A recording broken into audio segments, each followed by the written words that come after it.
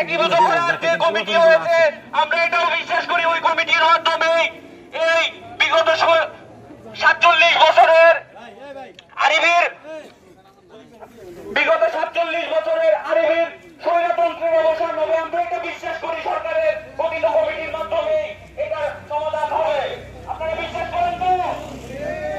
কিন্তু খুব দুঃখের সাথে বলতে হচ্ছে আরিফ মন্ত্রণালয়ের করা সরকারের